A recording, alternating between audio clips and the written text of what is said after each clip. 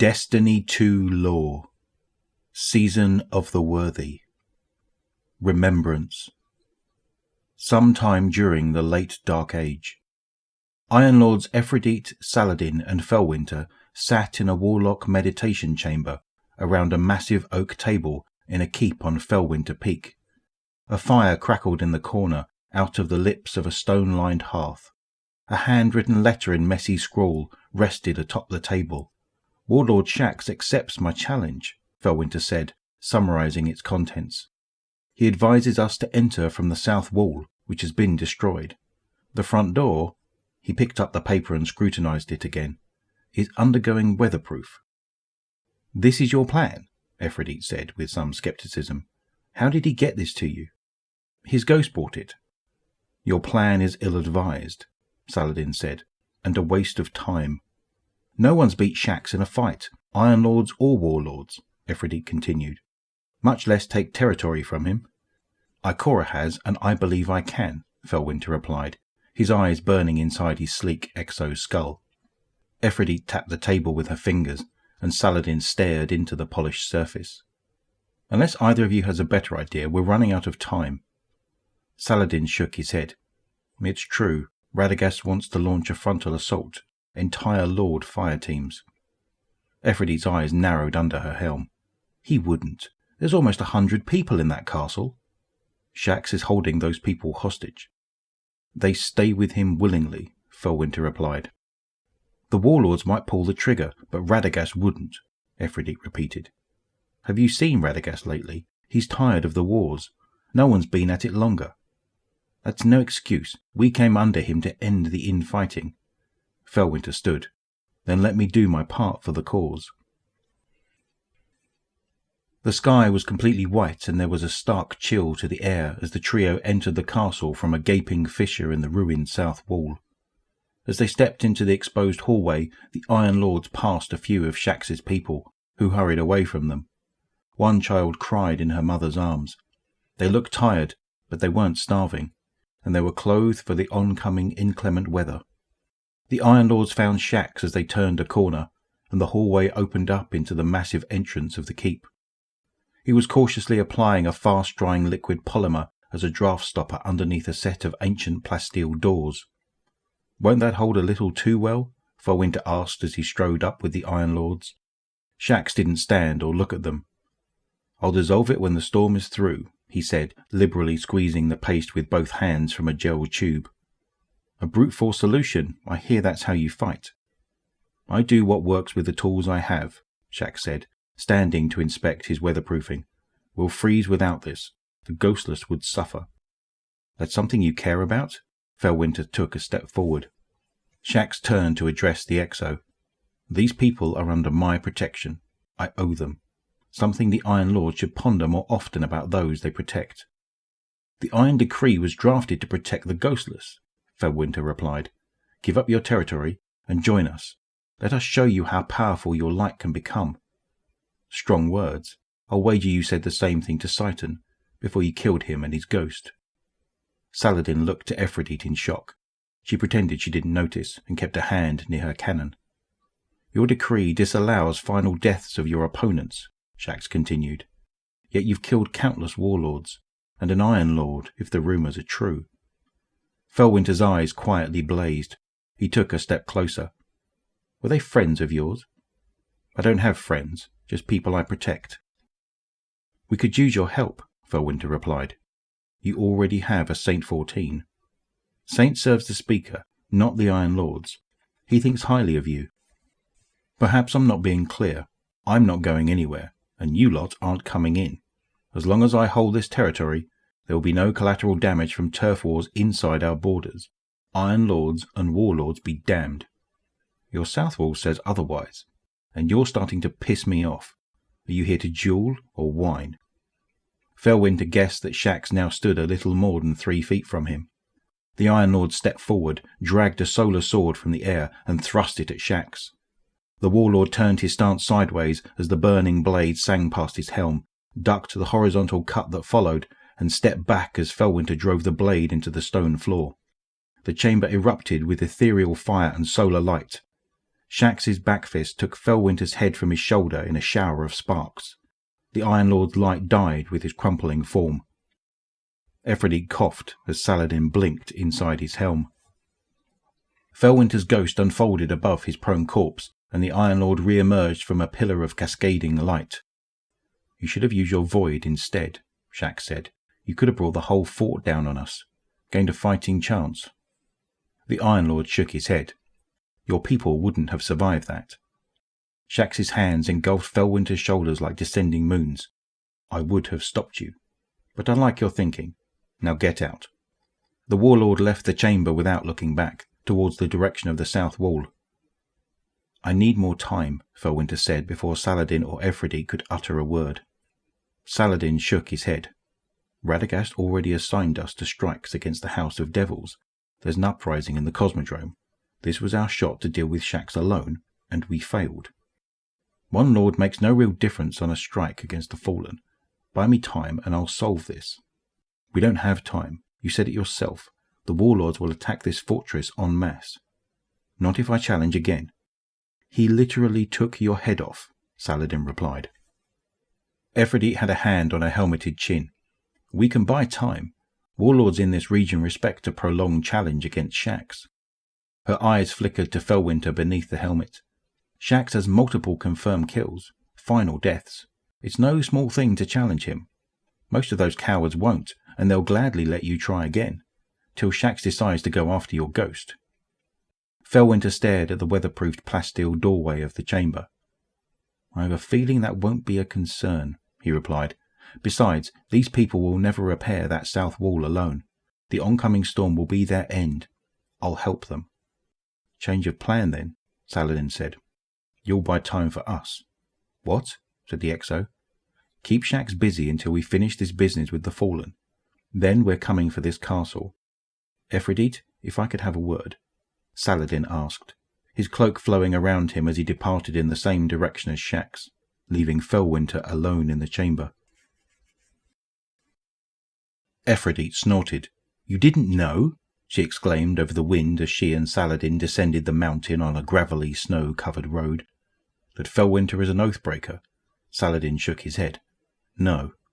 "You've never wondered why Radagast hates his guts?" she said. "That takes a lot." "Agreed. Why has he abided this? Every one of Felwinter's confirmed kills broke the Iron Decree. He provided ample evidence. Ghost killers, murderers, and worse. All of them. But he never asked for permission. Felwinter is no Saint 14. Why does he do it?" "He calls it operational necessity." Saladin scoffed. "I've never heard an Exo talk like that." "Like what?" "They're usually more expressive." "Does this change the plan?" Saladin looked up at a trio of circling carrion birds as they walked. "There is no plan. We'll quell this devil uprising, then strategize a frontal assault with the full force of the Iron Lords behind it. Hopefully Felwinter keeps Shax busy until then." Ephrodite shook her head. "People will die. If the warlords attack him first, it'll be catastrophic. Shax forced our hand."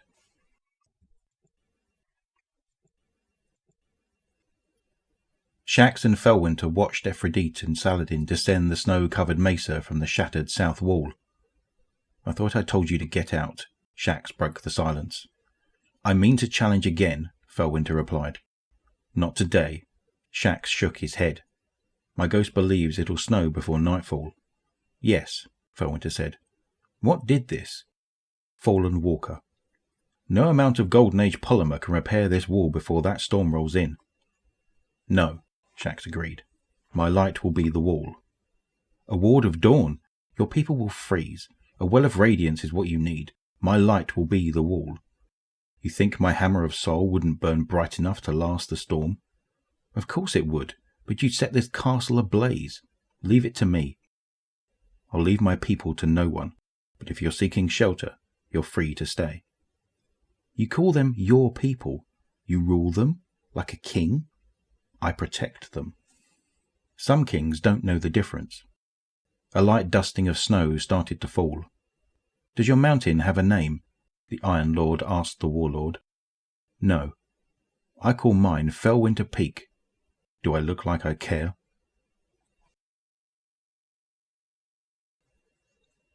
For days the storm had kept anyone from traversing the mountain path. Between Felwinter and Shax, the people of the castle were safe from the elements. Saladin and Ephraim had sent word the Fallen campaign would last at least another few weeks. So Felwinter challenged again. Shax accepted. Iron Lord met Warlord at the back field beyond the shattered south wall. Felwinter aimed a palm strike at Shax's centre of mass. The Warlord slipped sideways, narrowly avoiding the burst of void light that blossomed forth, and cracked a back fist into Felwinter's skull, sending him sprawling backwards. Felwinter struggled to a knee, then to his feet, his long coat flowing around him. A fissure of sparks sprayed from his skull. "How many warlords have challenged you?" he asked. "I lost count a century ago," Shax replied. He stayed in his sideways stance, waiting for the Exo to make a move. "I will never stop, never rest," Felwinter said. "And the warlords are just like me.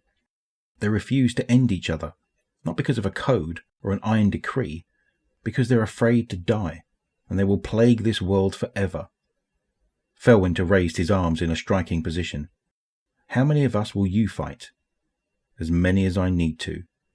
Shax closed the distance, slipping past the Exo's guard, and snapped the back of his fist into Felwinter's temple, which promptly shattered. The skies were clear, so Felwinter challenged again the day after. Shax accepted. They met on the backfield. "How long will your people last out here?" Felwinter asked. "Longer than you," Shax replied. It was true. A flying knee separated the Iron Lord from his head within seconds of a short melee.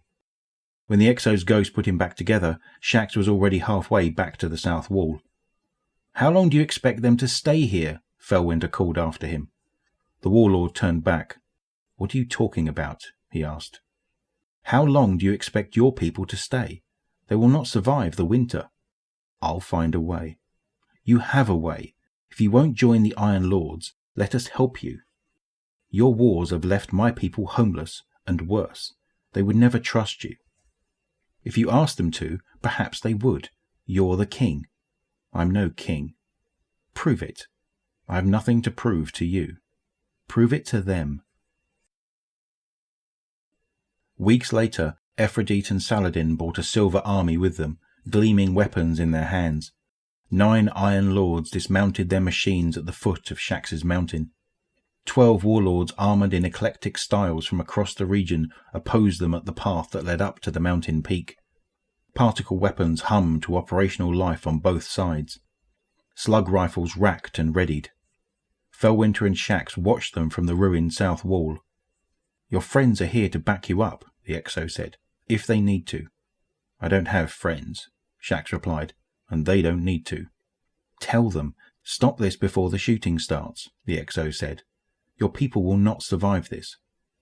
"Is that a threat?" the warlord asked. "No, they're not like us. Everything they might become dies with them." Shax stared down at the Iron Lords. "Your people involve yourself in matters that are not your own, especially Radagast.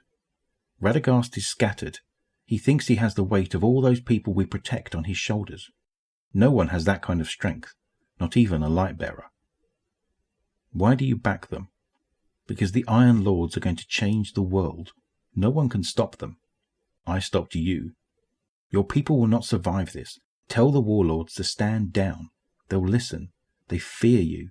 You're not bound to an iron decree." Shax shook his head. "They fear that everything they might become would die with them." The other warlords had departed. Shax stood with the Iron Lords on the path up the mountain. He stared down at them. "Who won?" Ephraim asked. "Shax," Felwinter said. He patted Shax on the shoulder. "Shax did." The Exo pulled Ephraim aside to arrange an evacuation plan for Shax's people to Vostok Observatory in the Cosmodrome. Saladin and Shax stood in silence as the other lords began their march up the path.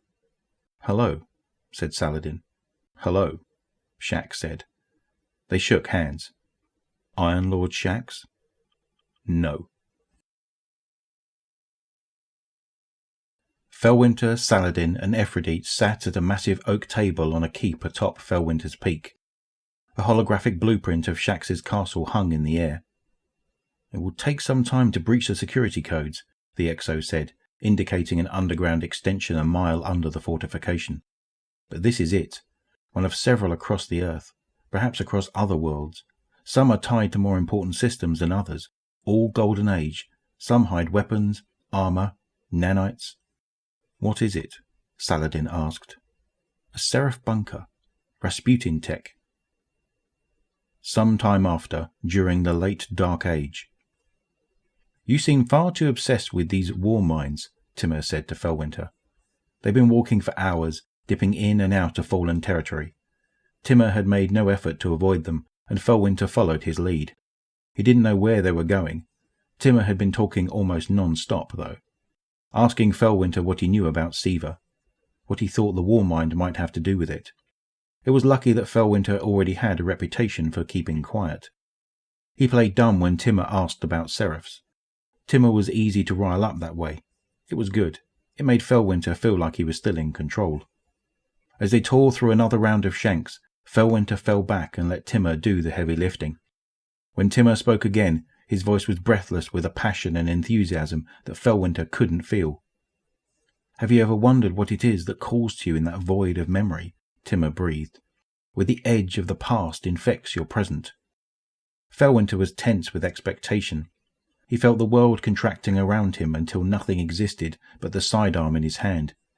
He heard his ghost in his helmet comms whispering, "Wait." Timur strode recklessly ahead. He expected Felwinter to watch his back, and he did. Watched him walk. Watched his ghost, too. There were a lot of fallen out here. Anything could happen to either of them. It would be easy to tell this story back home. Don't jump to conclusions, his ghost whispered as they fell behind. But Felwinter heard uncertainty in her voice. He adjusted his grip on the sidearm, lifting his hand a little, and dropped it again as Timur turned around. It's an itch you can't scratch, isn't it? Well, maybe you can. Felwinter's expression was blank. His finger twitched on the sidearm. You think I'm one of them? He asked as Timur turned back around to lead the way. That all Exo are? Lord Felwinter, I know what you are, Timur said with a laugh in his voice. Felwinter lifted the sidearm again. A familiar dread coiled in his chest. He saw his future changing. Again. He saw himself running. Again. He was so tired of running. The sidearm was level with the back of Timur's head. Timur had a smile in his voice when he spoke next. I know what you are, he said, and you are no Warmind, or even one of its puppets. Felwinter's arm dropped and swung at his side, as if all his energy had gone out of him all at once. It was impossible, but he almost felt light-headed. His ghost whispered something back, but he didn't hear it over his own relief. Come, Timur said. He walked with the arrogance of a man who didn't realize he'd brushed shoulders with death.